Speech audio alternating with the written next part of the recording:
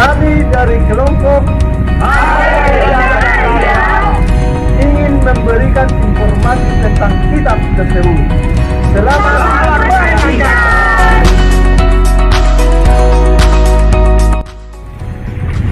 Saya Gabriel Hotmartua Pardede akan memberikan sedikit informasi mengenai penulisan dan tahun penulisan kitab Hagai. Kitab Hagai merupakan kitab pertama dari ketiga kitab Nabi pasca pembuangan, yang kemudian diikuti oleh kitab Zakaria dan Maliaki. Nama Hagai berasal dari bahasa Ibrani yang artinya meriah, dan nama Hagai ini disebut dua kali pada kitab Esra, yaitu pada Esra 5 ayat 1. Tetapi Nabi Hagai dan Zakaria bin Iddo, kedua nabi itu bernubuat terhadap orang-orang Yahudi yang tinggal di Yehuda dan Yerusalem dalam nama Allah Israel yang menyertai mereka. Kemudian pada Esra 6 ayat 14, para tua-tua orang Yahudi melanjutkan pembangunan itu dengan lancar, digerakkan oleh nubuat Nabi Hagai dan Nabi Zakaria bin Iddo. Nabi Hagai disebut sebagai seorang nabi selain pada kitab Esra yang sudah disebutkan tadi, ditulis juga pada kitab Hagai itu sendiri, yaitu pada Hagai 1 ayat 1. Pada tahun yang kedua zaman Raja Darius, dalam bulan yang ke-6, pada hari pertama bulan itu, datanglah firman Tuhan dengan perantaraan Nabi Hagai kepada Zerubabel bin Shealtiel. Kemudian pada Hagai 2 ayat 2, dalam bulan yang ke-7 pada tanggal 21 bulan itu, datanglah firman Tuhan dengan perantaraan Nabi Hagai. Hagai juga disebut sebagai utusan Tuhan pada Hagai 1 ayat 13. Maka berkatalah Hagai, utusan Tuhan itu, menurut pesan Tuhan kepada bangsa itu. Hagai juga merupakan salah seorang dari sebagian kecil orang Yahudi yang kembali ke Yerusalem, yang masih melihat bagaimana bentuk awal Bait Suci Salomo sebelum kemudian dihancurkan oleh Nebukadnezar pada tahun 580 sebelum Masehi. Jika demikian, maka penulisan kitab ini dilakukan Hagai ketika dia berusia 70 sampai 80 tahun. Sedangkan tahun penulisannya sudah jelas pada Hagai 1 ayat 1, yaitu pada tahun kedua pemerintahan Raja Darius, yaitu sekitar tahun 520 sebelum Masehi. Sekian informasi yang dapat saya sampaikan. Terima kasih. Halo Bapak dosen dan saudara-saudara sekalian. Nah, perkenalkan, nama saya Sufi Samsunan. Ini saya akan menjelaskan latar belakang dari kita tahu setelah pembuangan bangsa Israel, yaitu kaum orang Yahudi dari pembuangan, Raja Kores mengeluarkan maklumat bahwa orang Yahudi pada saat itu diizinkan kembali ke rumah mereka, yaitu di Yerusalem. Dan pada saat itu mereka kembali ke Yerusalem untuk melakukan pembangunan Bait Suci kembali sesuai dengan penggenapan Nabi Yesaya dan Yeremia. Dapat kita lihat dari kitab Yesaya 45 secara garis besarnya, yaitu isi, aku sendiri hendak berjalan di depanmu dan hendak meratakan gunung-gunung, hendak memecahkan tujuh tembaga dan hendak mematahkan bangsa. Aku akan memberikan kepadamu harta benda yang terpendam dan harta kekayaan yang tersembunyi, supaya engkau tahu bahwa akulah Tuhan Allah Israel yang memanggil engkau dengan namamu. Kemudian setelah mereka kembali sekitar tahun 536, itu mereka meletakkan dasar pertama Bait Suci, dan mereka di situ bergembira-ria untuk melakukan kembali pembangunan Bait Suci. Namun terdapat konflik dan juga kontra dari orang Samaria, di mana mereka di situ mengacaukan semangat mereka dan mematahkan semangat mereka, sehingga pembangunan Bait Suci terhenti sekitar tahun 534. Namun setelah perubahan rohani terjadi, bangsa Yahudi kembali membangun Bait Suci dan Yerusalem serta rumah-rumah mereka setelah dibangkitkan semangatnya oleh Nabi Hagai dan juga Zakaria yang lebih muda. Sehingga pada saat itu pembangunan kembali Bait Suci serta Yerusalem dibangun kembali, dan 4 tahun kemudian Bait Suci sudah selesai dibangun. Kita bisa lihat dari kitab Esra 6 ayat 7 yang berisi demikian: biarkanlah pekerjaan membangun rumah Allah itu. Bupati dan para tua-tua orang Yahudi boleh membangun rumah Allah itu di tempatnya yang semula. Demikian dari saya, bukan yang membahas tentang latar belakang kita pakai. Terima kasih. Perkenalkan, nama saya adalah Samuel Simorangkir. Saya akan menjelaskan tujuan kitab Hagai. Ada 2 tujuan kitab Hagai. Yang pertama itu untuk menasihati Zerubabel, yang pada saat itu posisinya adalah gubernur. dan Yosua adalah imam besar, agar mengerahkan umat itu untuk membangun kembali bait suci. Pembangunan kembali bait suci artinya bukan elemennya, namun komunitas setelah pembuangan itu. Artinya umat itulah sebagai bait suci, dan merujuk kepada Yesuslah bait suci itu. Bisa kita lihat dalam Hagai 1 ayat 14. Saya akan membacakan Hagai 1 ayat 14. Tuhan menggerakkan semangat Jerubabel bin Shealtiel, Bupati Yehuda, dan semangat Yosua bin Yozadak, imam besar, dan semangat selebihnya dari bangsa itu. Maka datanglah mereka lalu melakukan pekerjaan pembangunan rumah Tuhan semesta alam, Allah mereka. Yang kedua, untuk memotivasi umat itu agar mereka kembali hidup, dan prioritas mereka untuk melanjutkan tugas mereka secara sungguh-sungguh, dan mereka harus menyadari yaitu berkat Allah kepada kehidupan mereka. Artinya mereka harus selalu bersungguh-sungguh membangun kembali bait suci itu, dan menyadari bahwa mereka keluar dari pembuangan itu hanya karena berkat Allah. Demikian dari saya tentang tujuan kitab. Terima kasih. Perkenalkan, nama saya Alimi Janarko. Saya di sini akan membahas mengenai ciri khas kitab Hagai. Ada 4 yang menandai ciri utama dalam kitab Hagai ini. Yang pertama, beritanya merupakan firman nubuatan yang pertama kali terdengar di Yehuda setelah pembuangan di Babel. Yang kedua, kitab ini merupakan kitab terpendek kedua di dalam Perjanjian Lama yang berisi 38 ayat, dan kitab terpendek di dalam Perjanjian Lama yaitu kitab Obadya. Yang ketiga, frasa mengenai beginilah firman Tuhan semesta alam dan berbagai variasinya telah terjadi atau disebutkan sebanyak 29 kali. Hal ini menggarisbawahi bahwa kitab ini dalam beritanya itu sangat penting bagi kaum sisa yang kembali ke Yerusalem. Yang keempat, kitab ini mencatat tentang nubuatan Perjanjian Lama yang paling terus terang membahas mengenai kunjungan Allah di masa depan yang terdapat dalam Hagai 2 ayat 7-10. Sebab beginilah firman Tuhan semesta alam, sedikit waktu lagi maka aku akan mengoncangkan langit, bumi, laut, dan darat. Aku akan mengoncangkan segala bangsa, sehingga barang yang indah-indah kepunyaan segala bangsa datang mengalir. Maka aku akan memenuhi rumah ini dengan kemegahan, firman Tuhan semesta alam. Kepunyaankulah perak dan kepunyaankulah emas, demikianlah Tuhan semesta alam. Adapun rumah ini kemegahannya yang kemudian akan melebihi kemegahan yang semula, firman Tuhan semesta alam. Dan di tempat ini aku akan memberi damai sejahtera, demikianlah firman Tuhan semesta alam. Sekian dari pembahasan saya mengenai ciri khas kitab Hagai. Sekian dan terima kasih. Perkenalkan, nama saya Mika Trisha Damani dengan NIM 213739. Saya akan mempresentasikan sedikit tentang susunan kitab Hagai.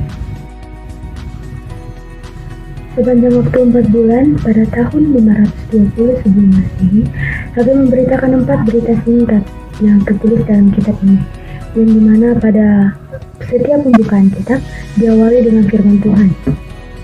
Yang dimana pertama-tama Hagai menegur para mantan buangan dikarenakan mereka lebih memilih untuk mempapani untuk lebih merenovasi rumah mereka dengan lebih baik, sedangkan bait suci Allah masih merupakan tujuan Tuhan. 2 kali Nabi Hagai menegur mereka dengan perkataan, perhatikanlah keadaannya, yang menunjukkan bahwa Allah telah menarik berkatnya daripada mereka dikarenakan perbuatan mereka sendiri dan cara hidup mereka sendiri. Sebagai tanggapan atas perkataan Hagai, maka Jerubabel, Yosua, dan semua orang itu takut akan Allah dan melakukan pekerjaan. Lalu beberapa minggu kemudian, penilaian beberapa orang buangan yang telah kembali ke bait suci mematahkan semangat mereka. Itu mereka yang telah melihat kemuliaan bait Salomo sehingga menilai usaha untuk membangun kembali tidak ada artinya. jika dibandingkan dengan apa yang telah mereka perbuat. Hagai menasihati para pemimpin untuk menumbuhkan hati mereka dikarenakan 4 berita Hagai, yang dimana berita Hagai yang pertama adalah usaha mereka merupakan bagian dari gambaran nubuat yang lebih luas. Hagai menasihati para pemimpin untuk menumbuhkan hatinya karena 4 berita Hagai. Hagai menasihati para pemimpin untuk melapangkan hati mereka dan menumbuhkan hati mereka karena 4 berita Hagai, yang dimana berita Hagai yang pertama adalah usaha mereka merupakan bagian dari gambaran nubuat yang lebih luas. Berita Hagai yang kedua mengenai bait Allah, di mana kemegahan yang kemudian akan melebihi kemegahan yang semula. Berita Hagai yang ketiga adalah memanggil umat itu untuk hidup dalam kekuatan yang kudus. Dan yang keempat adalah menubuatkan bahwa Zerubabel melambangkan kesinambungan serta keturunan dan janji Mesias.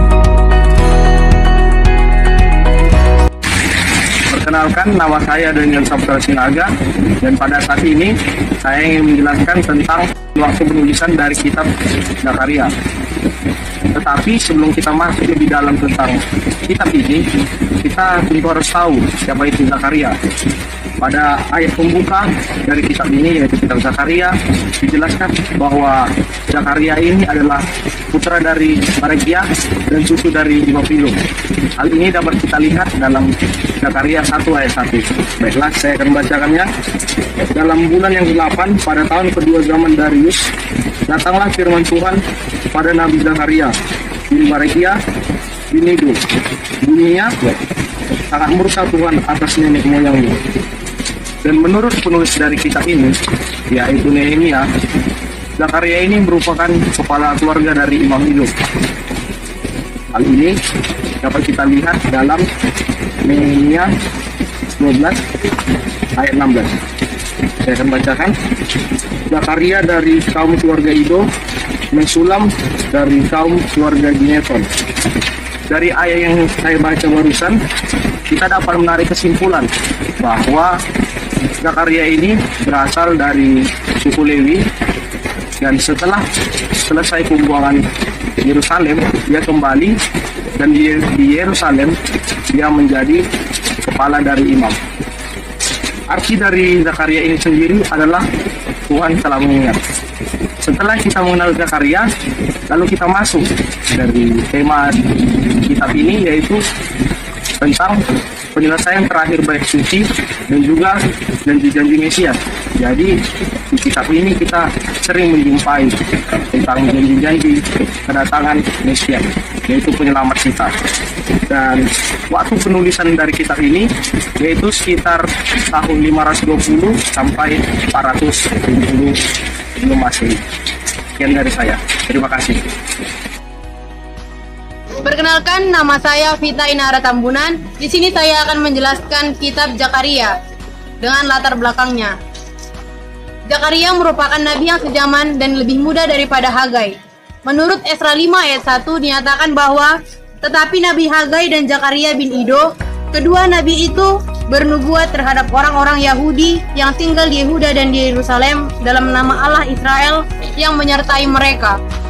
Dijelaskan bahwa kedua nabi itu, yakni Nabi Hagai dan Zakaria, merupakan penggugah orang Yahudi di Yehuda dan Yerusalem untuk melanjutkan pembangunan bait suci pada zaman Gubernur Zerubabel dan Imam Besar Yosua.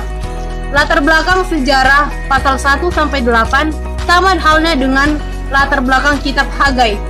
Akibat pelayanan kenabian Zakaria dan Hagai, pembangunan bait suci diselesaikan dan ditahbiskan pada tahun 516 atau 515 sebelum Masehi.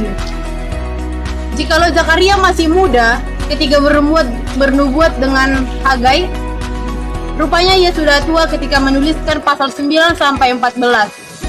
Sebagian para ahli mengatakan menggalinya antara 480 sampai 470 sebelum Masehi.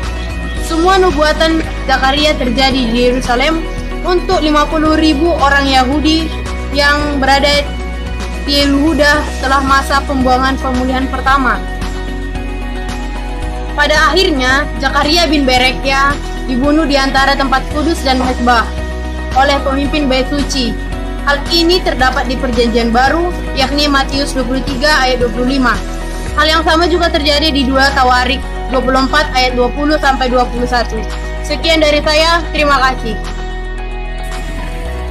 Perkenalkan, saya Jeffrey Gideandi Lumban Tobing ingin menjelaskan tentang tujuan Kitab Zakaria. Kitab Zakaria ditujukan kepada kaum Yahudi sisa, di mana kaum Yahudi sisa didorong agar melanjutkan pembangunan kembali bait suci yang telah roboh, dan mereka didorong untuk tetap bertekun hingga tugas pembangunan bait suci selesai. Tujuan yang kedua adalah Kitab Zakaria ditulis untuk memberi semangat kepada kaum Yahudi sisa yang telah menyelesaikan pembangunan bait suci, supaya mereka tidak berkecil hati karena Mesias tidak tampak segera, dengan untuk menyatakan diri bila Mesias datang. Karena kedatangan Mesias bukan untuk melawan musuh dan bukan untuk berperang melawan musuh mereka, melainkan ia datang dengan kerendahan hati, dengan sifat yang lemah lembut, dengan mengendarai seekor keledai untuk membawa kedamaian. Demikian yang dapat saya paparkan. Terima kasih. Perkenalkan, nama saya Maninga Samuel Raja Guguk. Saya akan memberikan informasi mengenai susunan Kitab Zakaria. Kitab Zakaria sendiri dapat dibagi menjadi 2 bagian besar, di mana pembagian ini berdasarkan waktu penulisan dan isi yang saling berkaitan. Yang pertama disebut dengan Proto Zakaria. Proto Zakaria ditulis sekitar tahun 520 hingga 518 sebelum Masehi. Bagian ini terdiri dari pasal 1 hingga pasal 8. Bagian ini diawali dengan seruan oleh Zakaria kepada bangsa Yahudi untuk kembali kepada Tuhan. Selagi ia menyerukan semangat untuk bertobat, dia mendapatkan penglihatan. Ada 8 penglihatan bagi Zakaria yang tertulis dalam pasal 1 ayat 7 hingga pasal 6 ayat 8. Adapun ke-8 penglihatan itu ialah: yang pertama, para penunggang kuda; yang kedua, 4 tanduk dan 4 orang tukang besi; yang ketiga, seseorang yang memegang tali ukuran; yang keempat, imam besar Yosua; yang kelima, sebuah kandil emas dengan berhiaskan 2 pohon zaitun; yang keenam, gulungan kitab yang terbang; yang ketujuh, seorang perempuan dalam gantang; dan ke-8 adalah 4 kereta. Pasal 7 berisikan bagaimana keadaan Yerusalem pada masa Zakaria, dan yang ke-8 bagaimana masa depan yang akan dihadapi oleh bangsa Yahudi mengenai Yerusalem. Bagian yang kedua disebut dengan Deutero Zakaria. Deutero Zakaria ditulis sekitar tahun 480 sebelum Masehi. Bagian ini terdiri dari pasal 9 hingga pasal 14. Bagian ini berisi pada kumpulan janji dan nubuatan yang dapat dibagi menjadi 2 bagian besar, yaitu dengan adanya pembukaan 2 ucapan ilahi, pasal 9 ayat 1 dan pasal 12 ayat 1. Bagian pertama ucapan ilahi, pasal 9 sampai pasal 11, berisikan bagaimana kedatangan Mesias. Mesias digambarkan datang sebagai seorang gembala. Pada mulanya, dia akan ditolak dan dipukuli. Pada bagian kedua ucapan ilahi, pasal 12 hingga pasal 14, berisikan pemulihan dan pertobatan bangsa Yahudi. Di sini juga terdapat nubuatan mesianik, di mana dia akan ditikam, pasal 12 ayat 10, dan oleh karenanya akan datang sumber pembasuhan dosa yang berasal dari keluarga Daud, dan bangsa Israel akan menyerukan, Tuhan adalah Allahku. Bagian terakhir dalam ucapan ilahi ini adalah bagaimana ketika Mesias datang dan menguasai bangsa Yahudi, dan dia akan memerintah, dan pusat pemerintahannya adalah Yerusalem. Sekian dan terima kasih. Perkenalkan, nama saya Hana Yohana Nenggolan. Di sini saya akan menjelaskan ciri khas dari Kitab Zakaria. Yang pertama, Kitab Zakaria merupakan kitab yang paling bersifat Mesias. di antara kitab perjanjian lama lainnya. Karena semua pasal di Zakaria, mulai dari pasal yang pertama sampai pasal yang ke-14, semua menceritakan tentang Mesias.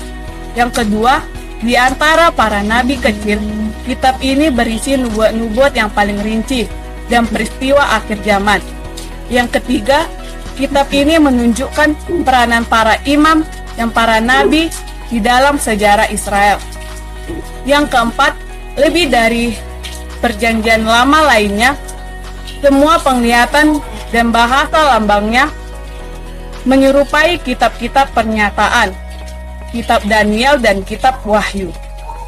Yang kelima, kitab ini mencatat contoh berani dari ejekan para imam dalam nubuat tentang penglihatan Mesias demi 30 keping perak yang tertulis dari Zakaria 11 ayat 13. Kita bacakan, tetapi berfirmanlah Tuhan kepadaku, serahkanlah itu kepada penuang logam, ini nilai tinggi yang ditaksir mereka bagiku, lalu aku mengambil ke-30 uang perak itu dan menyerahkannya kepada penuang logam di rumah Tuhan.